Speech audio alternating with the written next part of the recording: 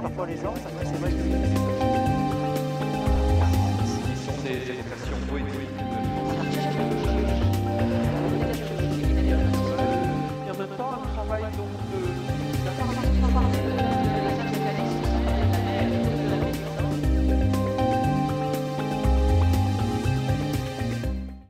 Bonjour et bienvenue au musée d'archéologie pour découvrir une exposition exceptionnelle qui s'appelle le Fantôme de la Prom et qui nous propose de partir, de plonger vers la découverte du casino de la Jetée-Promenade, qui est un lieu cher aux Niçois, qui a marqué la promenade des Anglais et la baie des Anges des années 1880 jusqu'aux années 1940. Vous allez pouvoir découvrir à la fois cette exposition, mais aussi les archéologues qui ont réalisé des plongées pour retrouver ce casino, pour retrouver cette jetée promenade, également des céramologues qui ont étudié les collections, et ainsi pouvoir mieux découvrir ce monument disparu, mais cher aux Niçois.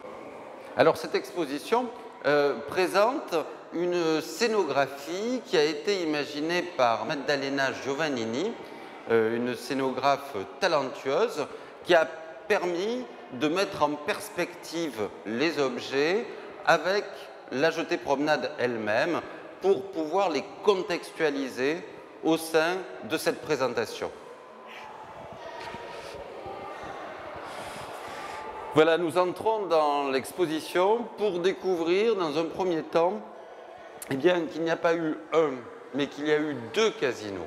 La première version est une version de ce monument qui va disparaître juste avant son inauguration en 1883. En fait, ce premier casino va brûler quelques jours avant la date de l'inauguration prévue. Dans le cadre de la scénographie de cette exposition, nous avons souhaité mettre en avant beaucoup de vidéos pour pouvoir montrer de façon le plus vivante possible comment a existé ce casino. Voilà, nous sommes ici devant la première version du casino, celle qui va brûler et disparaître en 1883, donc une forme assez différente de celle que l'on a à l'esprit pour la jetée promenade, mais qui malheureusement aujourd'hui a disparu très rapidement dans les flammes. Tout a commencé par une prospection avec notre équipe en 2009 sur un site qui normalement ne devait plus rien contenir. Il s'est avéré très rapidement que le potentiel était là. En 2010, nous avons profité des festivités des 150 ans de rattachement de Nice à la France pour faire plonger le maire-président Christian Estrosi sur le site, qui a pris très rapidement conscience de l'intérêt du potentiel patrimonial sous-marin et qui nous a demandé de créer une cellule d'archéologie sous-marine au sein du service d'archéologie. Première en France, puisqu'aucun service de collectivité territoriale jusqu'à nos jours ne dispose d'une cellule d'archéologie sous-marine. Nous sommes 3 archéologues sous-marins pour mener à bien ces opérations. En 2011, nous avons fait une première opération qui visait déjà à retrouver des vestiges du premier casino, puisqu'il faut savoir que, en fait, pour mener des opérations d'archéologie sous-marine, ce n'est pas le matin en se levant, on se dit bah, tiens, on va faire ça comme ça, ou on va aller à tel endroit. On dépose un dossier scientifique, une problématique scientifique auprès du département des recherches archéologiques subaquatiques et sous-marines, le DRASM, qui valide nos opérations, aussi bien d'un point de vue scientifique que technique. Et donc là, la problématique, c'était de retrouver des vestiges du premier casino, puisque c'est ce que nous connaissons le moins, étant donné que si ce n'est quelques clichés qui peuvent être connus de pas mal de monde sur les extérieurs, nous ne connaissons rien en intérieur, aussi bien du mobilier archéologique, vaisselle, meubles, et ainsi de suite. Donc la problématique était très simple, c'était de retrouver des vestiges de ce premier casino détruit par un incendie. En périphérie, en 2011, nous avons mené un premier sondage qui s'est révélé négatif, nous n'avons pas retrouvé de vestiges. Et par contre, nous avons décidé 2015-2016 de remonter une nouvelle opération qui s'est retrouvée fructueuse, puisque sur 4 sondages que nous avons menés, 3 se sont révélés positifs et nous avons retrouvé des niveaux sédimentaires comportant un important mobilier conservé au sein de niveaux où on voyait clairement les restes de l'incendie.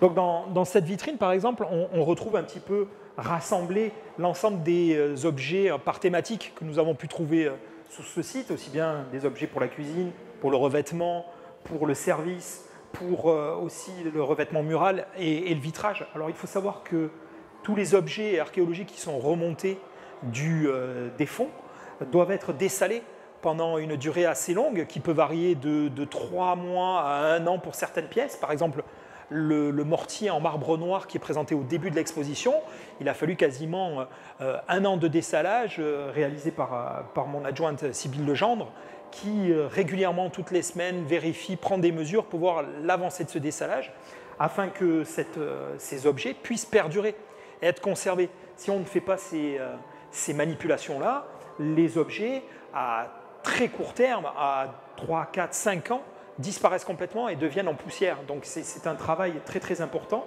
et qui nécessite une certaine pratique. Pour vous, c'est une satisfaction aujourd'hui de voir cette exposition? C'est un rêve qui devient réalité, puisque nous l'avions évoqué avec Bertrand Roussel dès 2012, cette exposition. Et il est vrai que, étant niçois de naissance, c'était quelque chose qui me tenait particulièrement à cœur. Et en plus, nous avons avec les autres commissaires vraiment créé une osmose, une équipe, et je pense que ça se voit dans la réalisation. Et en plus, on a été aidé dans notre travail par une formidable scénographe, Maddalena Giovannini, qui nous a fait un travail fantastique pour mettre vraiment en musique l'ensemble des objets que nous avons sous les yeux. Je suis archéologue céramologue au service archéologie de la métropole Nice-Côte d'Azur. Et dans le cadre des opérations archéologiques menées par Stéphane Morabito pour les fouilles du palais de la Jetée-Promenade, j'étais chargé de l'étude du mobilier archéologique découvert lors de ces fouilles. Nous avons dressé une table avec différents vestiges découverts lors de la fouille, donc des assiettes en porcelaine de Limoges, car bien entendu le casino, le palais de la Jetée était soigné au niveau de l'architecture, mais également par le mobilier du restaurant, notamment ces assiettes en porcelaine de Limoges dont nous avons retrouvé certains fabricants, qui sont des grands fabricants de l'époque, les plus grandes familles de porcelainiers de l'époque, entre la fin du 19e siècle et 1944, bien sûr, date à laquelle le casino a disparu. Également des verres en cristal, des assiettes à dessert en cristal, notamment de la fabrique de Portieux, qui existe toujours aujourd'hui. Une des premières bouteilles de Perrier, ici, puisque le Perrier a mis en diffusion ces bouteilles à la fin du 19e siècle, et on reconnaît la forme piriforme de la bouteille, qui, elle, est datée du début du 20e siècle. Donc là, on a vraiment la première bouteille de Perrier. Alors pour agrémenter justement cette table du restaurant, des collectionneurs nous ont prêté ici un menu sur soie. Et on a aussi une facture ici payée, où le tampon payé est indiqué, du restaurant du casino. Nous avons pu rencontrer 4 personnes qui ont connu le casino, qui ont même été à l'intérieur lors de bals blancs par exemple, et nous avons pu les filmer, les interviewer, et nous avons un film qui est à disposition du public, qui montre justement ces différentes expériences, notamment une personne qui a connu le palais en 1936-37, et qui régulièrement venait danser lors des bals blancs.